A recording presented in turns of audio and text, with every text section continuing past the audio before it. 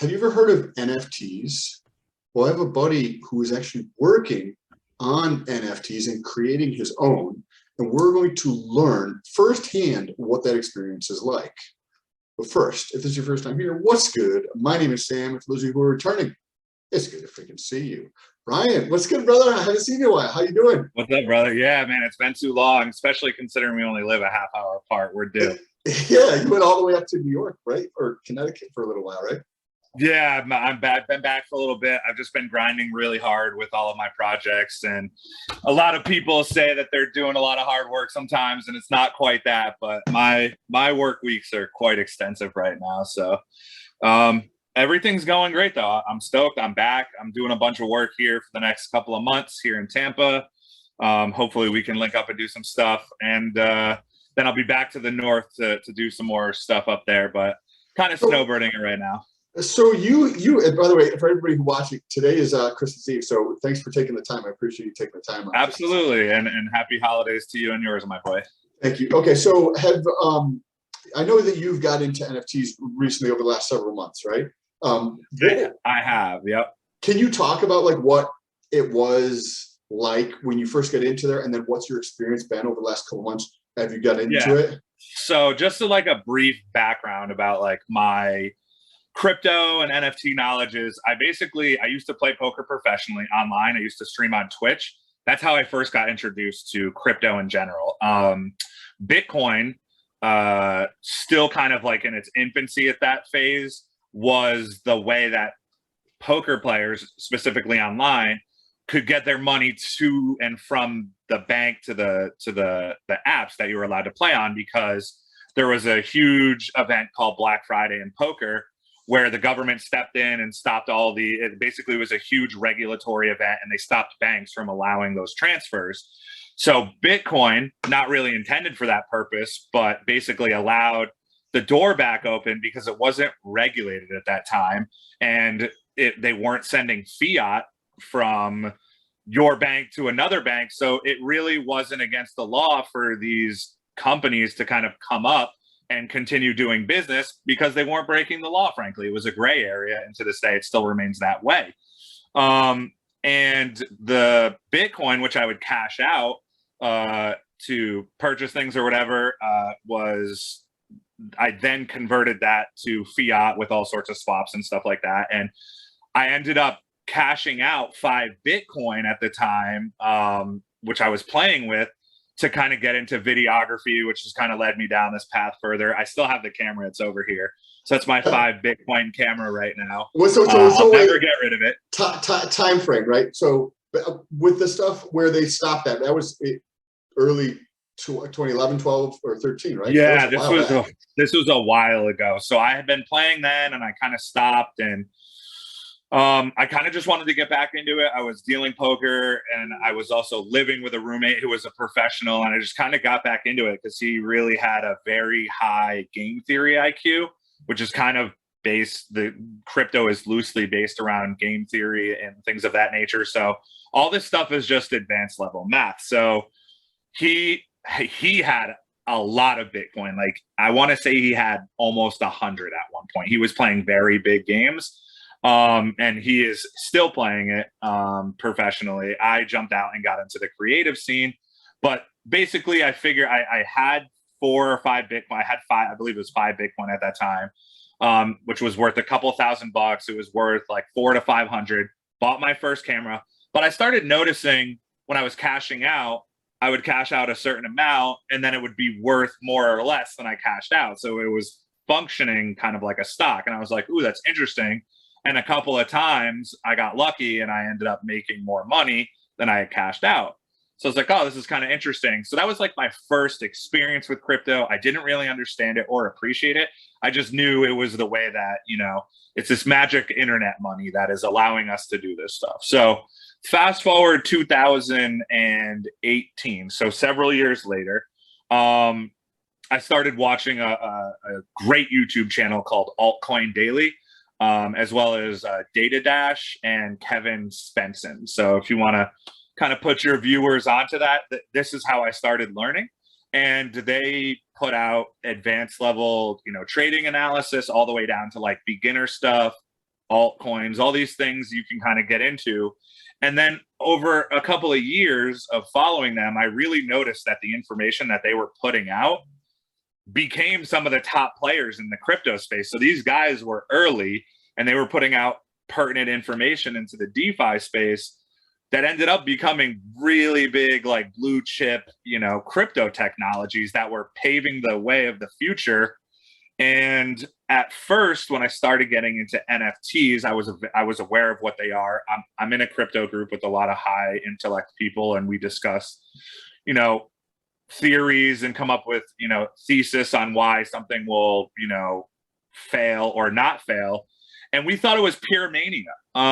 Really, we just thought people were making very large mistakes in the space. What was the time frame for what you're talking about now? So you could jump forward to 2018. So completely not on my radar on 2018. I just started studying DeFi. I started studying Bitcoin, Ethereum, Polygon, Cardano, all these blockchains, which were doing smart contracts, which potentially are going to eliminate the need for contracts in general, because you're going to be able to create a contract where you and another party accept the contract and then send it off the across the blockchain. And if you're unfamiliar with what the blockchain is or how it functions, basically it's data that when there's enough blocks of it in one chunk, it moves forward linearly through time. So basically these informations get stored on nodes, which is us as users on a computer all over the world, right? So that information becomes a ledger. It's basically a receipt, right? So if somebody tries to hack or change that ledger and change the information to basically defraud it, all the other nodes have an exact copy of that ledger somewhere else. And when that ledger tries to defraud the blockchain, it sends off alarms and they know exactly where this node is that is trying to change that information. So there is a ledger or receipts or copies everywhere that are keeping track of what the blockchain is doing, and they make it I guess the term would be, you can't change the blockchain without letting the other nodes know. So it's impossible to defraud the system. So that's why blockchain is really interesting, because you can keep detailed contracts, receipts, and you can't defraud them. Whereas if you're centralized, like a bank perhaps, or a company, they can cook their books and do all these, really complicated things that, you and I and, you need forensic analysts to, figure out what these guys are doing. Well, now this stuff is all open source too. So you can go on websites and say, hey, listen, I sent you money, and provide somebody a link, and they can prove that. And you say, hey, what's your address? And it's a unique, wallet address, almost like a website, if you will. Nobody can duplicate it. It's not hackable. There are some instances where it can be hacked, but those days are coming to an end soon, and they're trying to fix that.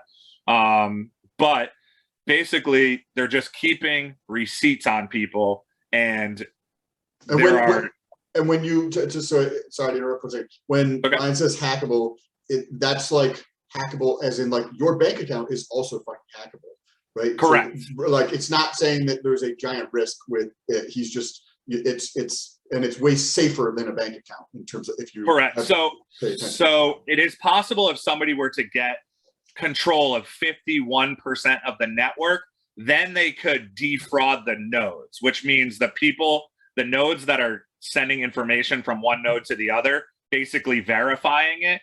That's possible. Those days are ending soon, though. But basically, when somebody gets hacked in crypto right now, it's called a hot storage. So there's hot and cold storage, right? So cold storage is when you literally take your crypto and remove it from the internet, and there's no access to it. And what a lot of these crypto platforms like Coinbase, which everybody uses, Robinhood, those things are very hackable, and they can send funds to other bank accounts and other cryptos because their IT security is being compromised, not the blockchain. So you can't compromise the ledger or the blockchain itself, which a lot of people don't understand. The companies are getting hacked because their IT departments are just not good enough yet. And the people who are creating these blockchains and doing all these very intelligent things with computers, they're smart. They've been doing this for a long time. They know how to exploit things, and the IT departments aren't there yet. Yes, I completely agree. And if, for example, I don't know how about you, but I'm sure people who are listening, they've had issues with their bank. I've had many different issues with my bank. Hey, what does this charge you? Oh, well, that was an accident, or this, that, the other thing on there. Also, there's the lower fees on there. So you get back into crypto, you start diving in deep, and did you start building a portfolio at that point? I just started with Bitcoin, and this is something, and none of this, by the way, I am not a CPA. This is not financial advice. I did my own research. I spent years doing this. So I understand this at a deep level, but like anything, especially in this space, please treat everything like a scam. Guilty until proven innocent in this space. That is the unfortunate nature of the stuff that we're doing. There is so much out there where people are trying to scam, steal, hack. It's very easy. It's a multi-billion-dollar industry, just like all the other frauds that are out there. So I just started small with like Bitcoin because I didn't really understand stuff and I didn't want to get scammed. And then I started watching Altcoin Daily, Data Dash, Kevin Spence, and I started watching these guys who are leading experts in the space start talking about stuff. And then I slowly just started learning about them and fundamentally studying, well, what is their development team like? What does their development team do? And then you start seeing some of these projects where their dev team is like Google executives, Facebook executives, IT guys from all these other large platforms. So you're jumping in. So when you look into a developer team, you're looking now from crypto developer team, and that kind of leads you into NFT. What do you remember roughly when you first learned about NFTs? So I've known about NFTs and their existence for over a year. I didn't really understand it at the time, but then I saw one of the top analysts in the space saying that the NFT market could potentially eclipse DeFi, which is decentralized finance, which is just crypto in general, right? So if you're telling me that the crypto banking could potentially be eclipsed by the art market, stuff started going off in my head. And then I brought it to a group, a very high intellect guys who have been in stocks for a very long time, crypto millionaires, like these guys, we talk about strategy and stuff all day, every day. And they're like, nope, NFT is pure mania and it's too risky and it's very volatile and it's pure mania. And I kind of like agreed with them at the time. But then it really changed my mind when I started seeing projects like Bored Ape Yacht Club, where you were able to mint these projects in a very short amount, in less than a year, and mint these projects, which means creating it on the blockchain. So let's dive a little bit more in depth on it, the pieces of it from like a semantic standpoint, so we can understand what each piece of those are. So, okay, sure. For people who are getting into it, I'm relatively new. I learned about a year ago, but it was like peripheral, like you hear NFT, you don't really, the same for me. What the fuck does that mean? And I've just been learning more. Okay, so when you're minting something, is this similar to the blockchain where I can put a miner in my house and then I'm mining to mint something? Is that what that means? Or is it the developer team mints a shitload of tokens and then they sell them off or they give them away to people? Can you explain that? So their developer team creates kind of like an art group, right? And then you purchase that art from them in the form of a mint. And when you mint that, you're basically putting it on the blockchain. So now you have a unique identifier address that they created that token from their address. So you remember when baseball cards, you had to get stuff verified and you'd have to send it to a company and they're like, okay, the signature is legit. And then you'd pay money for that. Those days are ending. Now, when people do things, they will be able to post that's open source on whatever website or whatever platform that they utilize and say, okay, here is my token address that my artwork is coming from. Here's my digital signature, which is your token address. I'm the one who created these, and then I'm sending them via minting them to other people on the blockchain. So then I receive that piece of artwork from that artist or in that dev team, and I have a ledger detailed receipt that can't be ever changed, and it's verifiable that I own it from that artist. So as long as you audit the token addresses from where it's coming from, which is very easy to do when you know what you're doing, you can then prove what you own is from that person without needing a third party to verify it for you. So I just want to paraphrase to put it more in like English or terms that a lot of people can understand, but also for myself for my understanding. When you go buy a nice piece of jewelry or a diamond, right, for a girlfriend or wife or whatever, or a piece of art in like an art gallery in the old world, we'll call it, you get a certificate of authenticity of this. It's just something somebody made up that said it was fucking real. Correct. You need a subject matter expert who you trust to tell you that it's what it is, right? You don't know. You're trusting somebody else. Correct. And so you're effectively getting that with an NFT.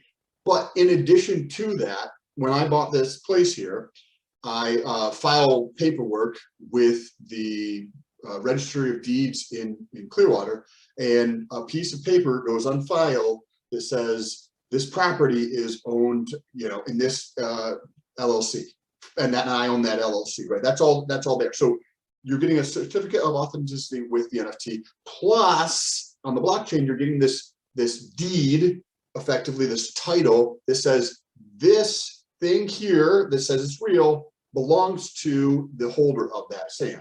Is that understanding correct? That's exactly correct.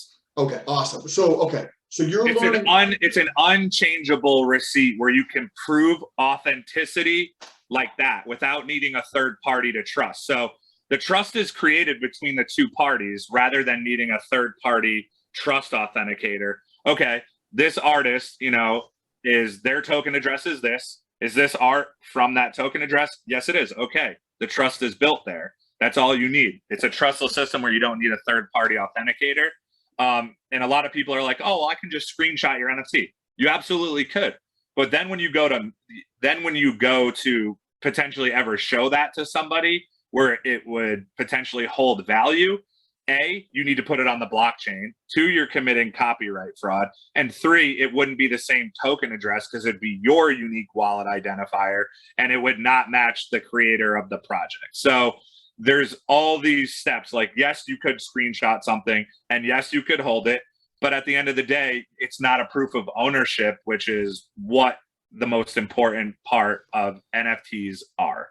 I think the bigger impact where that guy was like the analyst you had mentioned, where NFTs could kind of like subplant or be bigger than the currency market globally is fucking trillions of dollars, right? So he's saying that this tiny little thing that we're having like an explosion of today, relative to what it was a year ago, and still nobody knows about it, but like niche people, like we know about it, but like you try to talk to your mom about it or your dad, they're gonna be like, I have no idea what the fuck that means.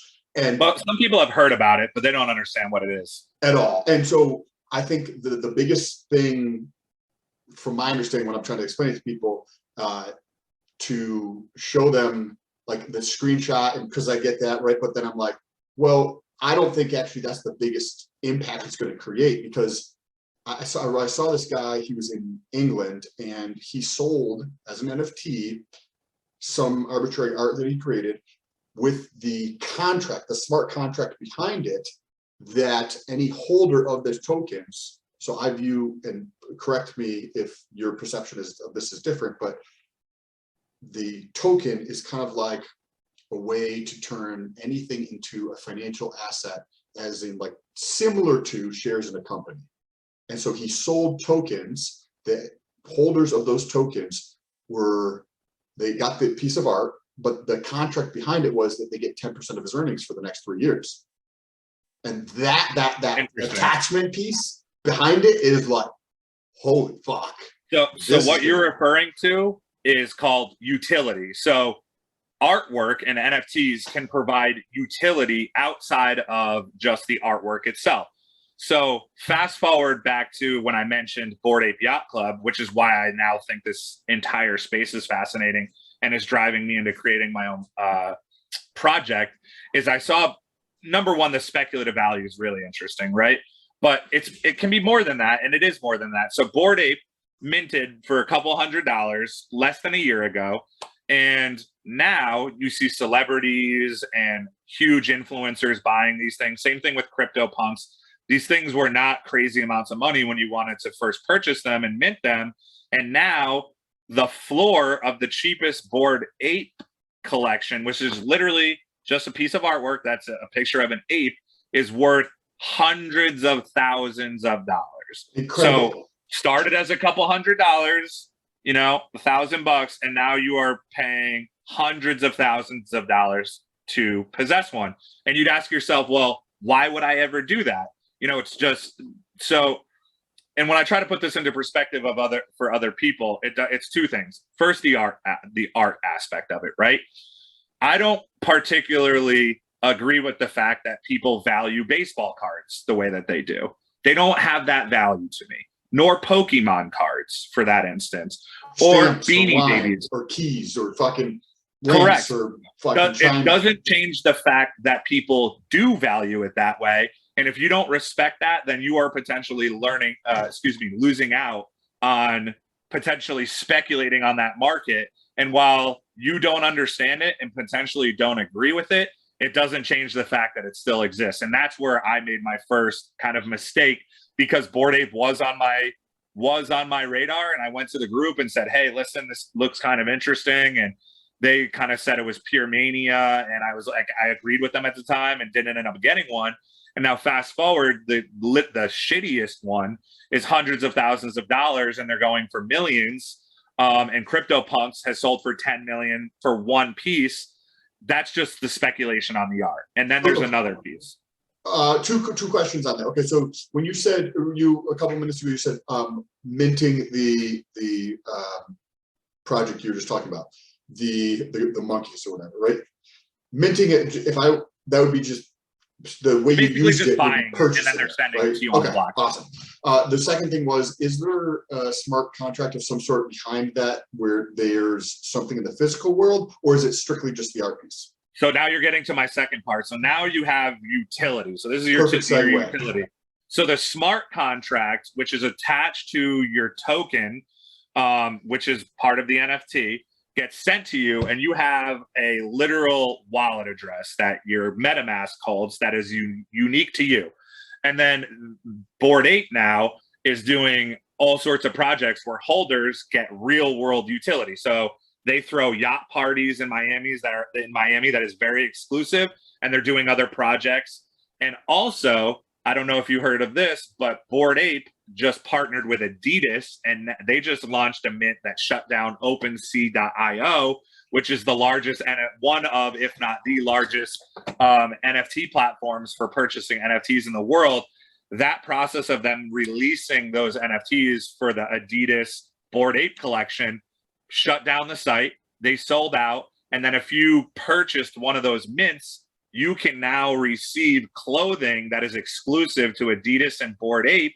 And it's an Adidas thing that has your token address on there. And for nerds like me, I think that's fascinating. That's awesome. Man, you can't get that sweatshirt any other way than having purchased that NFT. And then they keep on releasing utility to people. So you can define utility however you want. You can say, if you purchase my NFT, then I will do this, this, and this for you. And to prove that you purchased it, you have your wallet and your unique identifying address. And then my NFT that I created has a unique identifier. And then I know that you actually purchased that thing from me, even though I may have released 15,000 of them.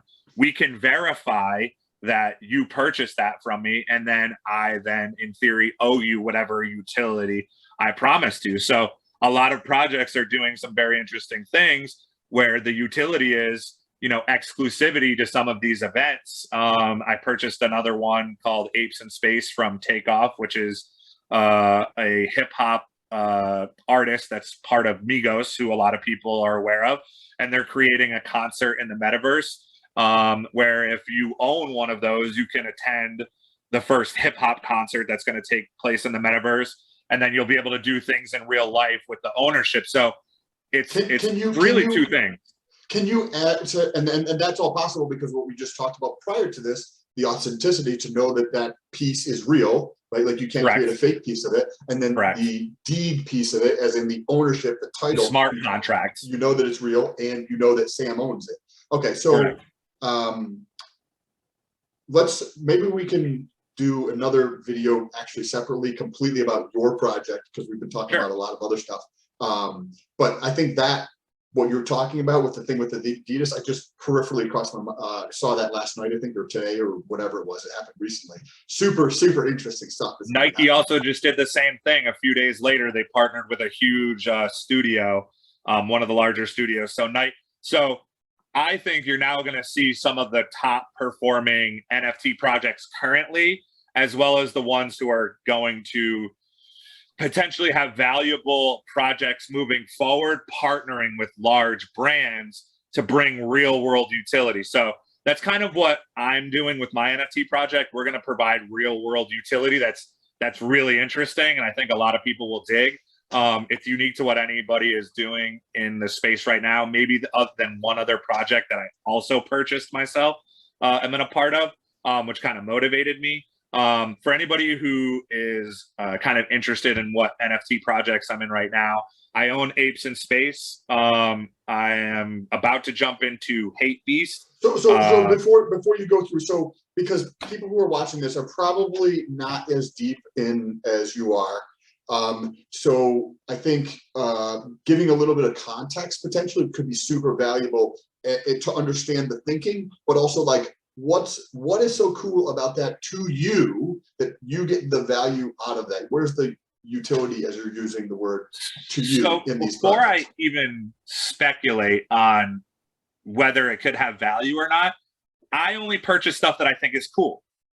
So I don't go into projects saying and speculate on what their value could be. While I do that, obviously, I only buy things that I think are cool that I want hung in my house, or if I wanted to wrap my car with it, or utilize that artwork on t-shirts that I wear, right? So I only buy stuff that I think is interesting to me and is an art piece to me, rather than speculate on its value and purchase this that way, because hypothetically, if that project goes to zero, well, then it still has value to me as the owner, even though it may not have value to someone else. I purchased something that I like and love. So I don't buy anything that I don't think is enjoyable to me, by viewing it. So the stuff I want it to be cool to me and be valuable to me just with my life, rather than any intrinsic value that I could sell it for later.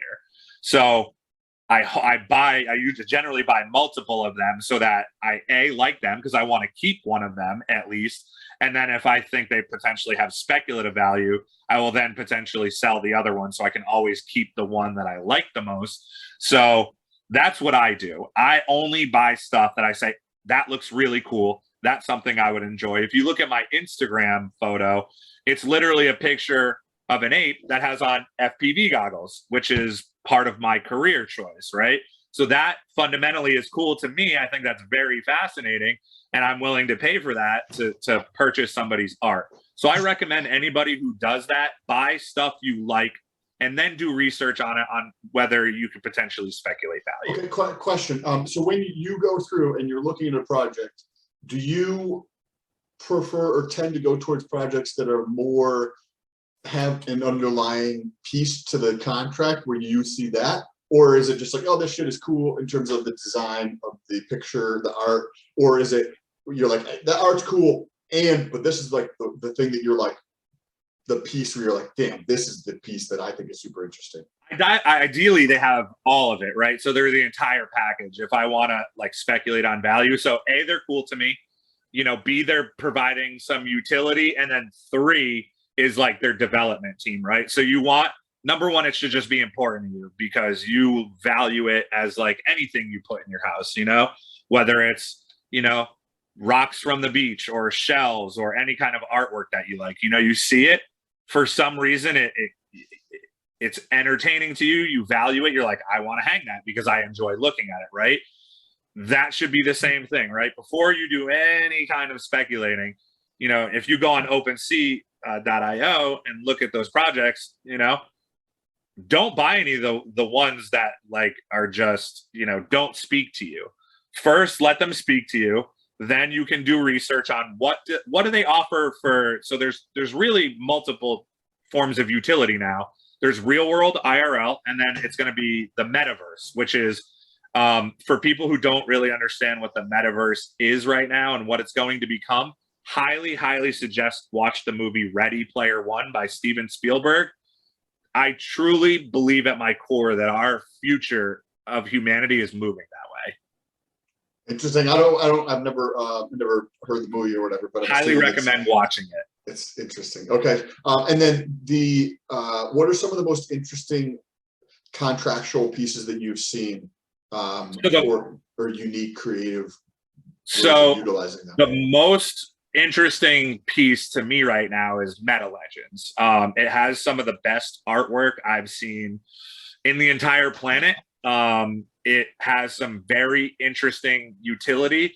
You're going to be able to play a video game with it. And these are all things that are part of a roadmap, which is basically what the techies in the crypto space call a business plan.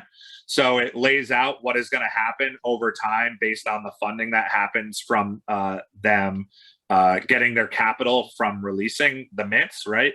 So when you mint something, they receive the capital.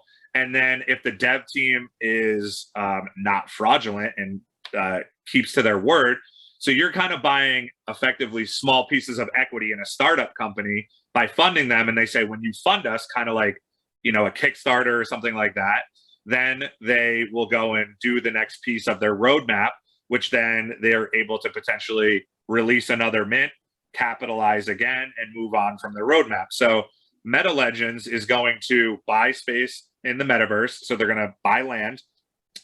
And in theory, they're going to be able to hold concerts there. Like Justin Bieber just did a concert in the metaverse. So you're going to be able to, if you're a holder of that, potentially partake in it for free rather than have to pay like the general public.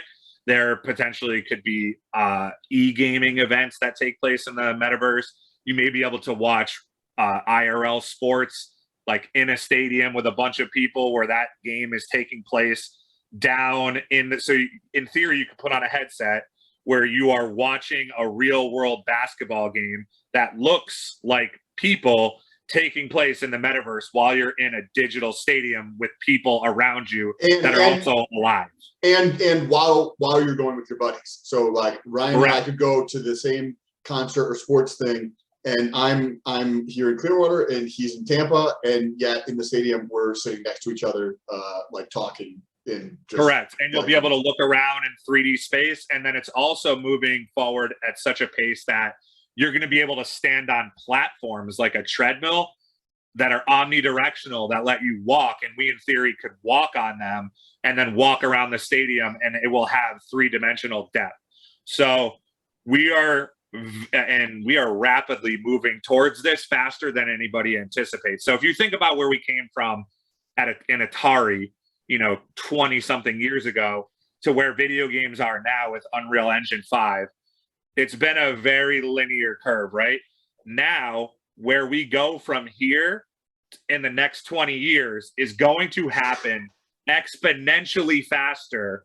Those the things that happen in those 20 years are going to happen exponentially faster than they did in the linear curve that we're at now. So it's not even fathomable what's going to happen in the next 20 years compared to like Pong on a one-dimensional stick where you are just boop, boop. Correct. The growth over the last 5 years is going to, maybe next year or 2 years from today, the growth in 5-year period of time is going to take place in all 1 year. All of that's going to be compressed into 1 year, and that's how quick.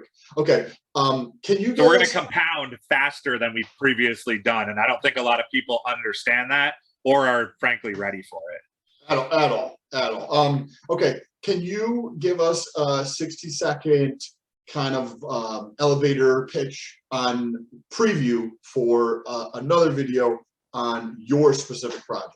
So just 60 seconds teaser, curiosity for the next video. For sure. So we haven't named it yet. So myself and a couple of my friends linked up with a developer team actually here out of Tampa. And they are going to, assuming we move forward with it, which we are hoping to do, create a bunch of artwork from a very, very talented artist with about 1 million Instagram followers. They're then going to create a bunch of art for us. And then we are going to then sell that art to take the capital and then reinvest it back into the NFT roadmap, which we are hoping to create a comic book series, video game, potentially anime, and a movie. And then we want to then create those characters from the movies and all those things from the characters that you own. So potentially, if you purchase one of them, you're going to be able to own a comic book, video game, anime, and movie star, where we're then going to randomly choose the people that we create our stories around, that we're still developing right now, that we think is pretty cool.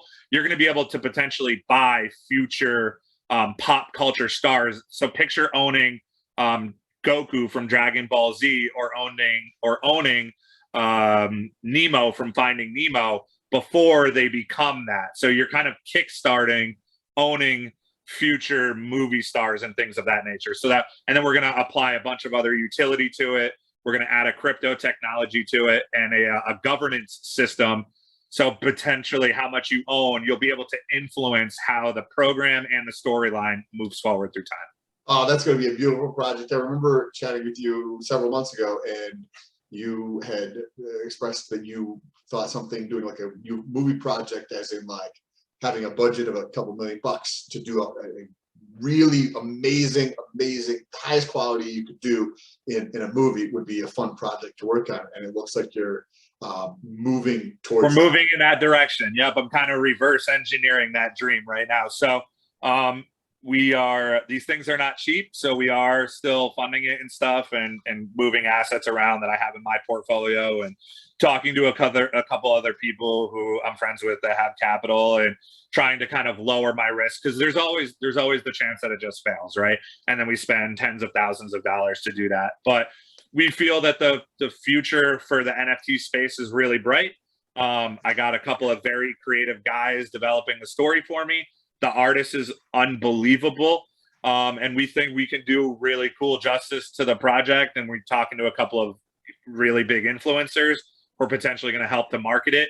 But the biggest thing we want to do is build a community around it, answer people's questions, make them feel comfortable about the money that they're spending, and so that they also feel like they're getting value on the back end. We want to make sure that when you potentially give somebody hundreds or even $1,000, that they feel like not only do they get art that they appreciate, but they're also getting something that they feel like they got value on the back end. And that's very important to me, and making sure we do right by that. And we're also, if we do end up minting and getting capital from that, we're also going to donate, we're actually going to give equity to the company that we create from that, to a program called Burpees for Vets, which I filmed and helped edit a project that is doing a viral challenge right now. So we're going to help give them a bunch of money. So we're going to do right by veterans and bullied students and stuff of that nature. So we've got some interesting things. We want to help people and build a cool community and do some interesting things on the internet. So, well,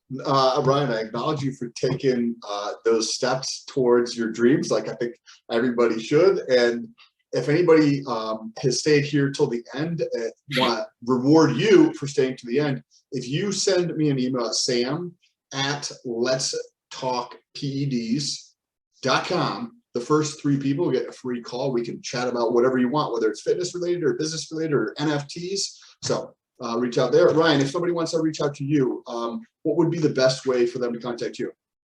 Yeah, they can either check me out on Instagram. I'm pretty diligent on responding to people in my community on there at FPV Striker. We'll put a link down below. Victor, or you can link it. Yep. Or they can email me at Striker, STRYKER .Ryan, RYAN, D as in David, @gmail.com.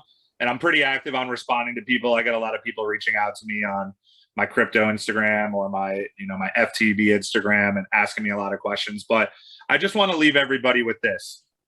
Please don't just buy stuff blindly. It's very easy to get scammed out here. It's very easy to get hacked. It's very easy to give people your personal information, especially if you're new. Take the time and do the research. In the space, like doing something very quickly is called aping it. And sometimes, and I've done that in the past, and it's very easy to get burned. And I've lost thousands of dollars doing stuff too quickly, just clicking something that's incorrect. It's very, very easy. Take your time, do your homework, ask questions, challenge people.